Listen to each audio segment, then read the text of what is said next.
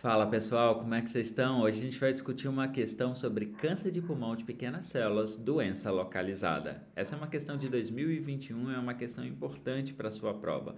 Vamos dar uma olhada na questão.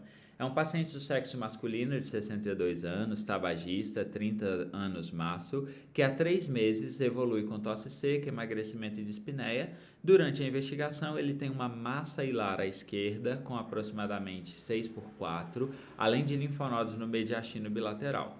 O PET confirmou os achados da tomografia sem outras lesões suspeitas. Foi submetido à mediastinoscopia e tem um linfonodo paratraqueal direito positivo para carcinoma de pulmão de pequenas células. A ressonância de crânio tem angiopatia discreta e ele pergunta qual é a melhor opção de tratamento. Então essa questão ela é interessante porque ela tem alguns pontos de pegadinha que ela está querendo te passar a perna. É um caso de câncer de pulmão, doença localizada barra localmente avançada. Então tem uma massa grande no pulmão, de 6 centímetros, e tem linfonodo no mediastino. E aí você começa a pensar, não, será que isso é um estadiamento clínico 3? Será que dá para tratar localmente esse tumor? Será que dá para operar? Você começa a ficar pensando em coisas desse tipo, né? E aí ele tem uma massa à esquerda e ele faz uma mediastino que tem linfonodo paratraqueal à direita. Então ele começa a te mostrar que se for um estadiamento clínico 3, é um estadiamento clínico 3 do mal, aquele paciente difícil de ser tratado.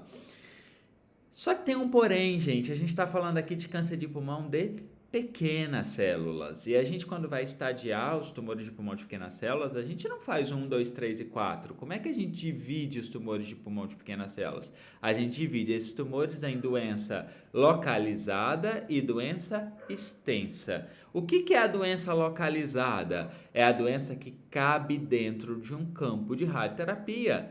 E eu tenho uma massa pulmonar com linfonodo no mediastino. Isso cabe no campo da radioterapia. Então, eu estou diante de um paciente com câncer de pulmão de pequenas células, doença localizada, que vai ser tratado como? Como é que eu trato essa doença? Químio e rádio. Basicamente isso. Não tem muito o que discutir imunoterapia, não tem muito o que discutir outras coisas. Eu trato isso com químio e rádio. Então, vamos dar uma olhada nas opções? Letra A fala etoposídeo com platina, é um esquema bom para pequenas células, mas radioterapia concomitante.